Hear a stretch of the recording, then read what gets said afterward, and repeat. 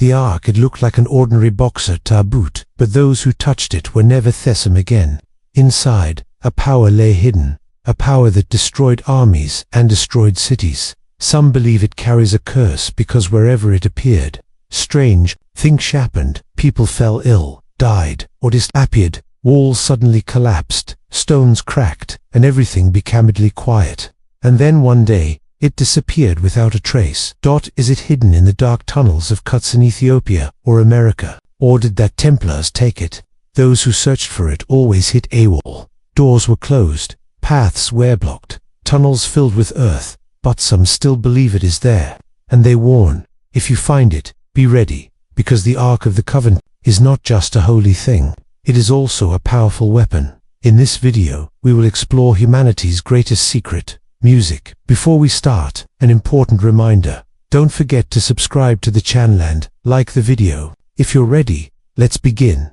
A holy box said to have incredible powers. It could destroy armies, kill anyone who touched it without a mission, and even connect directly to God. Its name is written in the Torah, the Bible, and the Quran. This box once kept in the holiest room of Solomon's temple disappeared one day without a trace. The story of the Ark of the Covenant begins according to the Torah when Prophet Musa went up Mount Sinai. There God spoke to him for 40 days. At the end of this meeting, God gave him 2 stone tablets. On these tablets were written God's commands, the 10 commandments. But it was not just the God also ordered a special box to keep the tablets, carry them, and serve as the center of his holy presence. This was not just a wish, but a detailed divine plan. God said, "Make a holy place for me so I can be among them." This was the beginning of the Ark of the Covenant. The Ark had to be about 1 meter by 1.5 meters, made of acacia wood, and completely covered with pure gold, inside and out. On its 4 corners golden rings were fixed. Through these rings, long wooden poles were placed, also made of acacia. These poles could never be removed, so no one had to touch the Ark itself to carry it. But the most special part of the Ark was its cover. The cover, called the mercy seat, was made of pure. On it were placed 2 cherubim, winged angel figures facing each other, their wings raised, leaving a holy space between them. In Jewish tradition, this space is called the mercy seat, where God's presence would appear on earth. Musa followed these instructions exactly and had the Ark built. He placed inside it the 2 stone tablets with the 10 commandments. Later, a golden jar with manna, the miraculous food from Thedzat, and the staff of Harun, which had sprouted, were also placed inside. These 3 items represented God's law, his chosen leadership, and his miraculous provision. But the Ark was not just a symbol. It was also very dangerous. It was more than a box. It was a kind of device, and not everyone could carry it. God gave the duty of carrying and guarding the Ark to a special tribe, the Levites. But even that was not enough. Only the family of Kohath from the Levites could carry it. Even they could not touch it directly. They had to cover it with a special cloth and keep a distance while carrying it. The area where the Ark was kept was also kept at least half a kilometer away from the people. It was inside a special tent. The frame of the tent was made of wood, and its roof was covered with cloth and metal sheets. Only one chosen Levite could enter the. Before entering, he wore a long robe of special fabric, a metal plate stuck over his chest and private parts, and a rope with a small bell on his wrist. The bell's sound was listened to by those waiting outside. As long as the bell rang, they knew he was alive.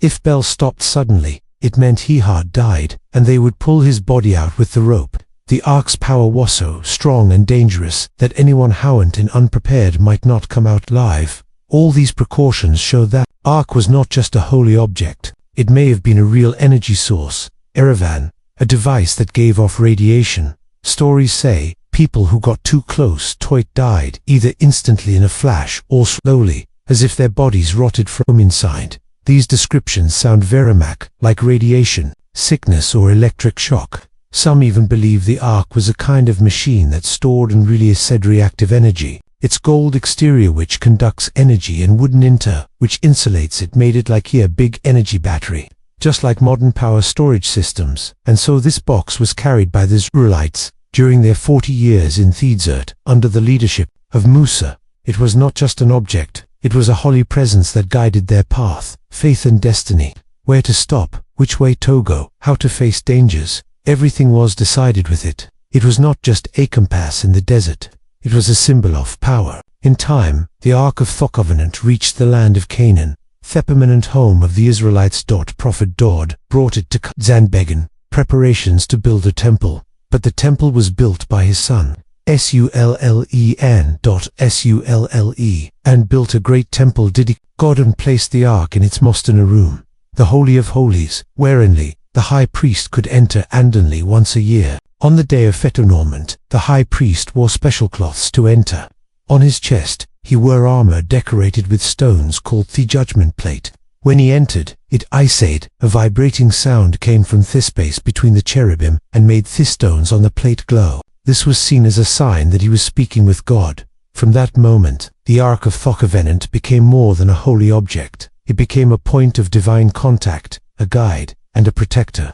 But this power was not forever, because history brought destruction. Again, in 587 BCE, the Babylonian king Nebuchadnezzar attacked Quds. Solomon's temple was destroyed and the Israelites were sent into exile. From that day, the Ark of the Covenant was never seen again. No Babylonian records or later Jewish texts gave any clear answer about what happened to it. It simply vanished. Was it stolen, hidden, or did God take it back himself? This mystery made the Ark not just a part of history, but also an immortal secret in humanity's memory. The Ark of the Covenant was not just a holy relic, it was a center of power that became a guide, a shield, and even a weapon. Before its place in the Temple of Quds, it traveled with the people in the desert, and during that time, its protection was not only spiritual. The Israelites noticed that wherever the Ark was, they were truly protected. There were moments when the Ark even changed the course of battles. One of the most striking events happened in the city of After their long journey in the desert, the Israelites moved toward the land God promised them, but they faced Jericho, a city surrounded by giant walls. The walls were so thick that breaking them seemed impossible. But God sent a command through the Ark. For 6 days, they would walk around the city in silence. On the 7th day, they would blow trumpets and shout loudly. And so they did. The Israelite warriors stood behind the Ark. They marched around through walls for 7 days as commanded. On the morning of the 7th day, the trumpet sounded, and the warriors shouted as one. In that moment, it was not just sound of people that was heard. It is said that a strange vibration came from the Ark and filled the air. This vibration shook the city walls as if an earthquake had struck. The huge towers cracked. The stone walls fell to the ground. The walls of Jericho collapsed in an instant. Those who saw it believed this power came directly from God rising from the Ark. But some say it was not just a divine miracle, but also a show of advanced technology. They believe the walls collapsed because they resonated at a certain frequency, just like how modern high-frequency oscillators work today. These stories bring up an important question. If the Ark of the Covenant was only a holy symbol, how could it have such a strong physical? Or did God give it only as a spiritual sign? Or did he design it as an actual device? This question became even more mysterious with another event years later. After Jericho, the Israelites and the Philistines fought again. This time, the Israelites lost the battle and the Ark was captured by the enemy. The Philistines saw it as a great prize and placed it in the center of their city. But then strange things began to happen. At first, skin diseases spread among the people. Then a mysterious sickness called fast aging appeared. People's skin blistered, their bodies rotted from the inside, and they died. The Philistines believed this was a curse from God, because wherever they placed its ark, the same sickness followed. Every time they moved it to another city, the same thing happened again. Desperate, they looked for a way to get rid of the ark. At last, they placed it in a cart pulled by oxen and sent it back to the Israelites. The cart arrived in the village of Beth Shemesh. The people there celebrated with joy when they saw the ark return. But some of them broke the rules and looked to the ark. It is said that at that moment 70 of them died instantly. Even though they were Israelites, this event showed something very clear.